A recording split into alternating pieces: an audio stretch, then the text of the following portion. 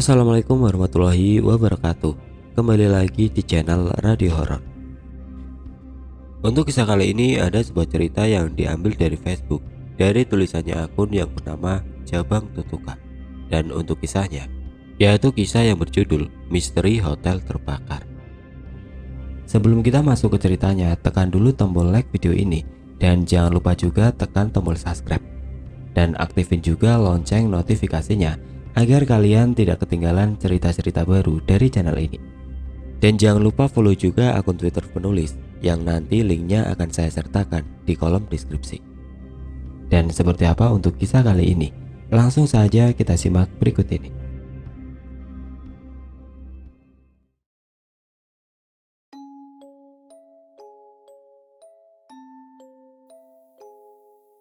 Keesokan harinya, beberapa pegawai hotel itu mendatangi rumahku, termasuk Pak Nadang. Mereka bercerita kalau semalam ada tamu yang kerasukan arwahnya Diman di hotel tersebut. Pak Nadang menyuruhku agar aku bertanggung jawab atas perbuatanku yang tidak aku sengaja tersebut. Dia menyuruhku agar mencari kembali abu yang telah dibuang tersebut. Dalam hatiku ya, abu itu pasti sudah tidak ada. Sudah pasti terbuang. Apalagi sudah beberapa hari. Esok harinya, aku pun disuruh untuk datang ke hotel itu dengan tujuan mencari abu itu. Aku datang ke hotel pada pukul 18, tepatnya saat maghrib. Dan baru saja aku mau masuk ke dalam hotel itu, dari kejauhan, aku melihat sosok Diman sedang berdiri di atas bangunan hotel. Dia memandangku seakan marah. Aku sempat berhenti, tidak berani masuk. Dan setelah kurang lebih aku terdiam setengah jam, baru aku pun masuk ditemani seorang pegawai. Setibanya di dalam hotel, aku pun diajak ke ruangan seorang pemilik hotel dan bertemu dengannya. Tiba-tiba dia menyarankan aku untuk kembali bekerja kembali di hotel tersebut. Entah kenapa tiba-tiba aku disuruh bekerja kembali, padahal aku baru saja dipecat saat itu. Tapi karena aku sudah tidak berani bekerja kembali di hotel itu, aku pun menolaknya baik-baik. Tidak lama aku pun diizinkan pulang setelah obrolan tersebut. Padahal tujuanku ke situ adalah untuk mencari abu yang sudah aku buang. 1 bulan telah berlalu dan aku pun sudah tidak menemukan hal yang aneh lagi di kehidupanku. Hari itu adalah hari Senin malam, di mana aku saat itu pergi ke suatu daerah di Jawa Barat, yaitu di Ciamis. Itu adalah tempat tinggal nenek dari ayahku. Saat itu aku datang sendirian karena memang aku sudah kangen sama nenekku. Aku tiba pukul 9 malam. Daerah rumah nenekku sangat sepi, maklum karena memang di kampung. Aku pun disambut oleh bibiku, yaitu adik dari ayahku, yang kebetulan dia yang menjaga nenekku selama ini. Karena sebagian anak-anak nenekku memang sudah berpencar di berbagai kota. Aku pun lalu masuk ke dalam rumah nenek dan berbincang dengan bibi, yang dimana rumah itu menyimpan banyak kenangan kecilku. Ruth, apa kabar? Gimana perjalanannya? Lancar? Aku baik, Bi. Bibi dan nenek gimana kabarnya? Agak sedikit macet sih, Bi, tadi. Sebentar ya, Bibi ambilkan minum dulu. Kamu mau minum apa, Ruth? Apa saja, Bi, yang tidak merepotkan. Lalu bibi pun pergi ke dapur untuk mengambil minum. Nenekku saat itu sedang tidur dan aku pun tidak berniat untuk membangunkannya. Karena memang kasihan, jadi biar nanti pagi saja aku menemuinya. Tak lama bibi pun kembali ke ruang tamu dengan membawa 2 gelas air. Diminum dulu, Ruth, mumpung hangat, sahut bibi. Kami pun asik mengobrol. Saat itu kurang lebih 10 menit telah berlalu. Bi, kok Bibi tidak minum? Lah kan Bibi tuan rumahnya. Lah ini buat siapa, Bi, 1 gelas lagi? Buat teman kamu lah, Ruth. Lah, teman yang mana, Bi? Aku kan sendiri datang ke sini. Lah, tadi kan kamu datang berdua. Bibi lihat kamu boncengan kok. Ah, Bibi ini suka bercanda. Kalau aku sama temen, kan sudah aku ajak masuk, Bi. Tahu, Ruth, tapi tadi ketika kamu masuk ke dalam rumah, temanmu bilang sama Bibi mau nyari api. Bibi mikirnya sih dia mau beli korek untuk merokok. Serius Ruth, Bibi gak bercanda. Seperti apa orangnya memang Bi? Tidak begitu jelas sih Ruth. Tahu sendiri di luar gelap. Yang pasti dia laki-laki. Kami pun saling kebingungan saat itu.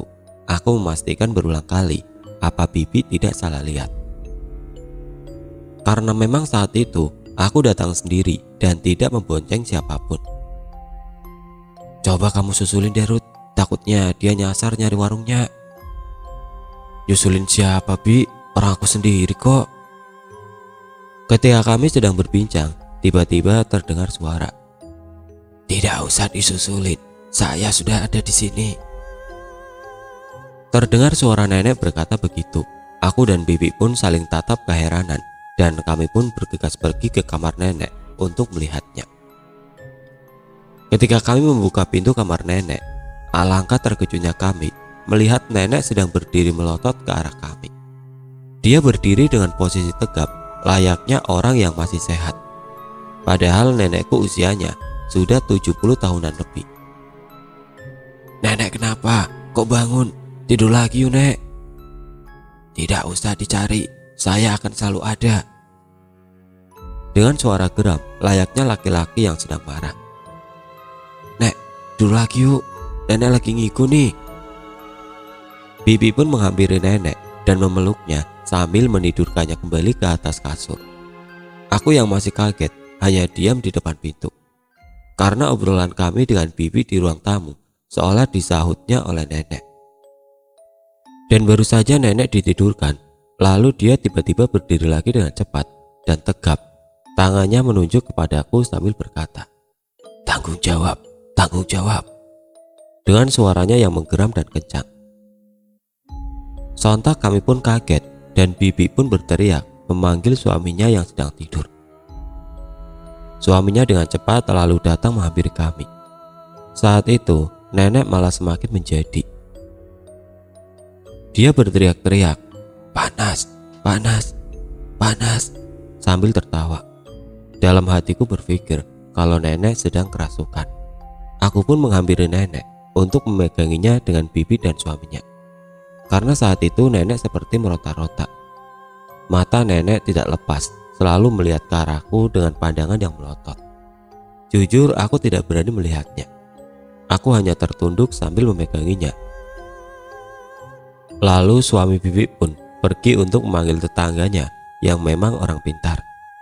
Tidak lama, lalu datang seorang bapak tua dengan memakai peci dan sarung. Dia pun menghampiri kami dan memegang keningnya nenek sambil membacakan doa. Nenek pun mulai terdiam saat itu. Lalu si bapak tua itu membuka sarungnya dan melilitkan sarungnya ke tubuh nenek. Dan ketika dililitkan, nenek tiba-tiba berkata dengan nada rintih, "Tolong sempurnakan saya tidak kuat, saya ingin tenang seperti yang lainnya." Tidak lama lalu nenek pun pingsan dan terdengar suara barang di dapur seperti ada yang melempar-lempar. Nenek pun disadarkan oleh Bibi saat itu. Dengan lemas nenek pun hanya tertidur dan memandang kepadaku. "Ini Rudi," saut nenek. "Iya Nek, ini Rudi," jawabku. Lalu nenek hanya tersenyum dan kembali memejamkan matanya untuk tidur. Setelah nenek tidur, kami pun keluar kamar dan duduk di ruang tamu. Bibi pun menceritakan apa yang terjadi dari awal ke bapak tua itu. Bapak tua itu hanya berkata, "Yang kamu lihat tadi dibonceng oleh anak ini bukan manusia. Kamu berhati-hati saja, jangan panik dan banyak beribadah." Sambil menunjuk kepadaku. Aku yang kebingungan hanya terdiam. Mereka pun bertanya kepadaku sebenarnya apa yang telah terjadi, karena memang mereka khawatir nantinya terjadi sesuatu terhadapku. Aku hanya kebingungan, tidak mengerti dengan kejadian tadi. Kenapa tiba-tiba bisa terjadi seperti itu, padahal dari kemarin aku baik-baik saja. Mereka berpikir mungkin aku tidak sengaja menyenggol makhluk halus di jalan tadi. Aku pun menjadi berpikir seperti itu. Setelah lama berbincang, aku pun lalu diantar Bibi untuk masuk ke dalam kamar. "Sudah, kamu istirahat saja. Kasihan, kamu sudah lelah," sahut bibi. Aku pun berbaring di kasur saat itu dan belum sempat berganti baju. Karena lelah, akhirnya aku pun tertidur. Pagi pun tiba. Aku terbangun dengan keadaan badan yang cukup melelahkan. Ketika aku keluar dari kamar, aku sudah melihat nenek sedang duduk di ruang tamu. Aku pun menghampirinya dan sungkem kepadanya. Aku mencoba mengajak ngobrol nenek. Ya, walaupun ingatannya sudah terbatas karena memang sudah tua. Saat itu hari sudah hampir gelap, pukul 6 sore. Ketika aku mau masuk ke dalam rumah, tiba-tiba dari kejauhan suara bibi memanggil, "Ruth, Ruth." "Iya, Bi." "Motor kamu dimasukin ke gudang belakang saja biar aman. Lagi rawan soalnya, Ruth." "Oh, iya, Bi." Lalu aku pun pergi sambil menuntun motorku ke belakang rumah untuk dimasukkan ke gudang belakang. Ketika aku masuk ke gudang, suasananya sangat gelap dan apek. Terdapat beberapa barang bekas dan perkakas untuk bertani di dalamnya. Ya, namanya juga gudang. Dengan perlahan aku dorong masuk motorku sampai ke ujung. Belum saja sampai di ujung, motorku seperti tertahan sesuatu. Ban motorku seperti terganjal barang. Karena gelap, aku pun mengeluarkan handphoneku untuk menyalakan lampu senter. Ketika aku sorot ke arah bawah banku, astaga, aku terkaget karena aku melihat sepasang kaki dengan memakai sepatu satpam sedang mengganjal ban motorku. Karena kaget, aku pun lalu segera lari dan belum sempat melihat tubuhnya. Dengan nafas yang ngos-ngosan, bibi pun bertanya, "Kenapa kamu, Ruth? Kok ngos-ngosan gitu?" Aku tidak menjawabnya, lalu segera pergi ke kamar. Saat itu juga, aku langsung terpikir kejadian di hotel itu. Entah kenapa aku mempunyai firasat bahwa hantu Pak Diman itu masih mengikutiku. Hari mulai gelap, suasana sepi di kampung sangat terasa sekali. Hanya suara jangkrik yang terdengar saat itu. Malam itu kita sedang berkumpul, mengobrol sambil menikmati teh hangat. Dan ketika kita sedang asik ngobrol, tiba-tiba, tak tak tak. Semua saling tatap, sampai akhirnya bibi berkata, "Siapa ya yang bertamu malam-malam begini?" Bibi pun beranjak pergi untuk membuka pintu. "Astagfirullahaladzim!" Terdengar suara bibi berteriak. Sontak kami pun kaget dan berlari menghampirinya. Saat itu, bibi sudah tergeletak pingsan di depan pintu. Aku mencoba keluar untuk mencari siapa yang tadi mengetuk pintu. Aku mencoba memutar area rumah, dan ketika aku berada di belakang rumah, tiba-tiba tepat di telingaku ada yang berbisik, "Panas." Aku pun kaget dan berlari kembali ke dalam rumah. Setibanya di dalam rumah, aku membantu untuk menyadarkan bibi yang sedang pingsan. Tidak lama bibi pun siuman, wajahnya pucat sekali, seperti orang yang sedang ketakutan. "Bibi kenapa?" "Bibi melihat laki-laki, wajahnya gosong, seperti habis terbakar, Ruth. Matanya merah dan melotot ke arah bibi. Selama tinggal di sini, bibi belum pernah mengalami kejadian seperti ini, Ruth." Karena tidak mau menjadi beban orang rumah, aku pun akhirnya menceritakan kejadian sesungguhnya kepada mereka. Mereka hanya terdiam kaget mendengar ceritaku, dan aku pun meminta saran kepada mereka, aku harus bagaimana. Keesokan paginya aku dibangunkan oleh suara handphone yang ternyata itu adalah telepon dari pihak hotel. Hari itu aku disuruh datang ke hotel karena pemilik hotel ingin bertemu denganku. Lalu pagi itu aku pun berpamitan kepada bibi dan yang lainnya untuk pulang ke Bandung. Sepanjang jalan hatiku bertanya-tanya, ada perlu apa pemilik hotel mau menemuiku? Saat itu sore pukul 5, tibalah aku di hotel itu. Aku pun diantarkan security menuju ruangan pemilik hotel. Setibanya di dalam ruangan, ternyata sudah banyak orang di situ. Aku tidak tahu siapa saja yang ada di situ, karena sebagian wajahnya terlihat asing. Aku pun dipersilakan duduk. Pemilik hotel itu memperkenalkan beberapa orang tersebut kepadaku, yang dimana mereka adalah saudara pemilik hotel tersebut. Satu demi satu mereka mempertanyakan kenapa aku bisa sampai membuang abu tersebut dan menanyakan kejadian apa saja yang sudah aku alami. Aku pun menjawab semua pertanyaannya dengan jujur. Pemilik hotel tersebut menceritakan bahwa selama ini setiap hari selalu terjadi kesurupan di hotel itu. Mereka juga bingung harus berbuat apa, karena setiap orang yang kesurupan itu selalu memanggil namaku, yang dimana akibatnya hotel itu menjadi sepi karena menjadi terkenal angker. Aku hanya terdiam dan sangat merasa bersalah saat itu. Sampai akhirnya satu orang di antara kami menyeletuk, "Kita panggil paranormal saja, siapa tahu dia bisa membereskan masalahnya." Mereka pun menyetujuinya. Malam itu pun paranormal itu dipanggil ke hotel. Kami semua berkumpul. Dan hari itu juga hotel ditutup. Tidak boleh ada orang lain masuk kecuali orang hotel. Itu pun sebagian karyawan dipulangkan. Hanya ada beberapa security saja.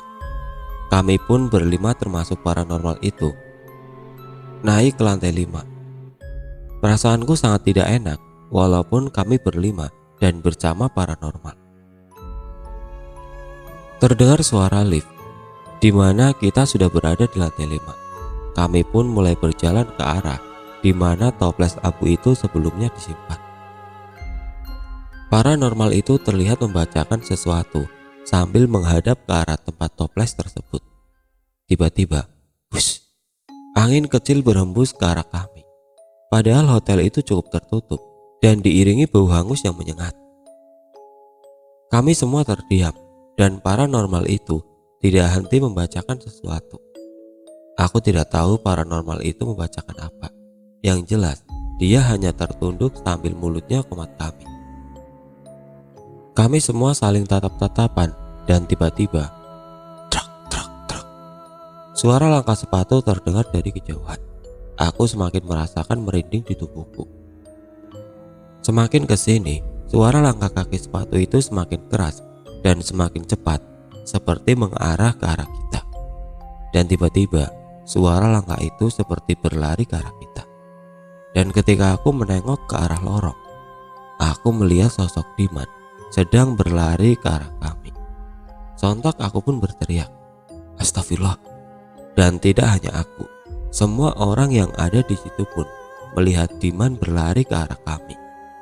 Dan plak, tiba-tiba saja paranormal itu jatuh pingsan.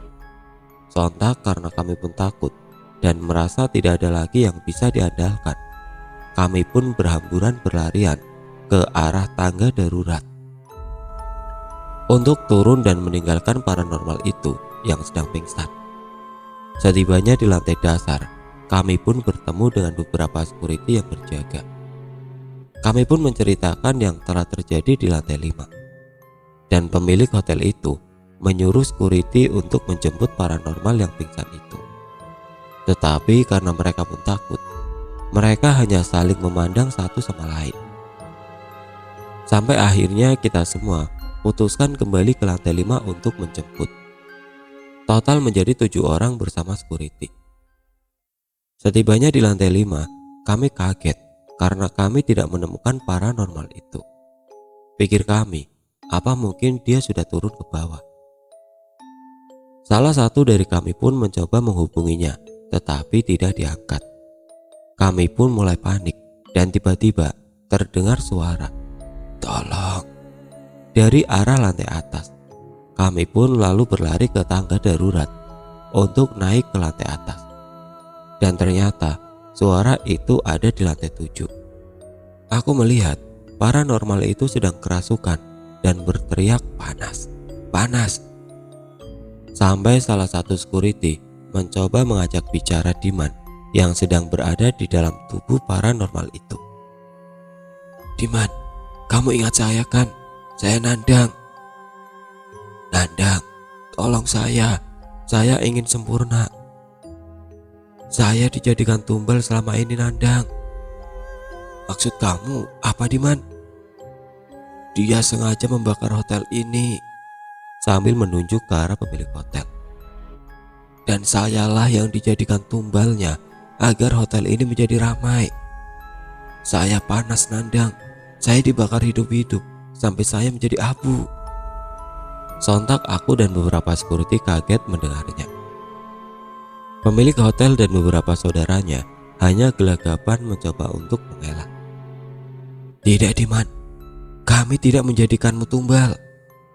Diam kamu, selama ini saya dikurung menjadi abu di dalam wadah dan kamu simpan di lantai 5. Diman, sudah ya, kita sudah beda alam. Saya akan membantu untuk menyempurnakan kamu agar kamu tenang di sana. Tolong saya Nandang, sampaikan maaf kepada keluargaku.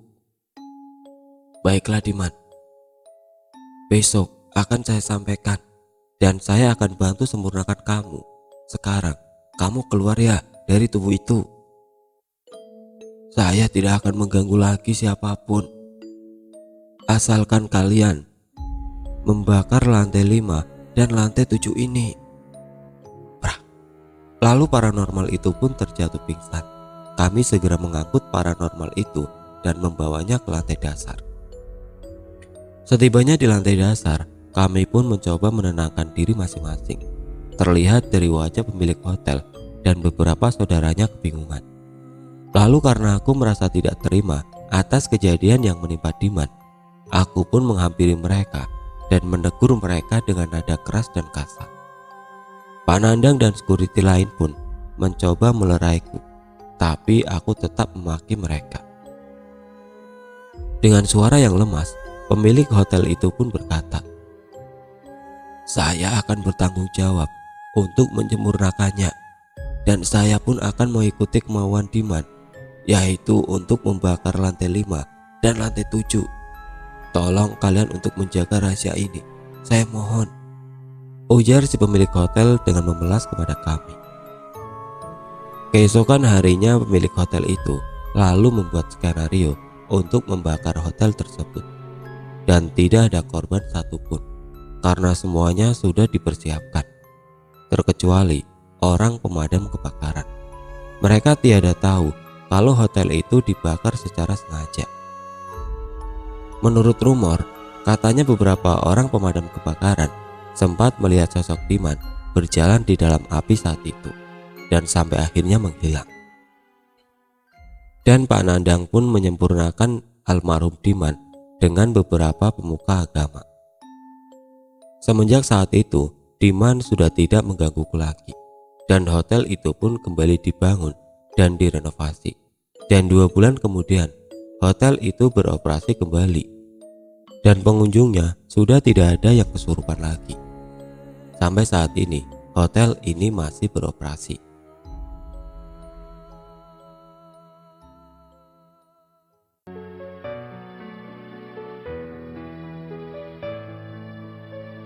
Sekian cerita misteri hotel terbakar. Bagaimana menurut kalian tentang kisah ini? Tulis komentar kalian di kolom komentar. Dan bagi teman-teman yang baru bergabung, jangan lupa untuk like, komen, share, serta subscribe channel ini. Dan nantikan kisah-kisah horor berikutnya tetap di channel Radio Horor. Wassalamualaikum warahmatullahi wabarakatuh.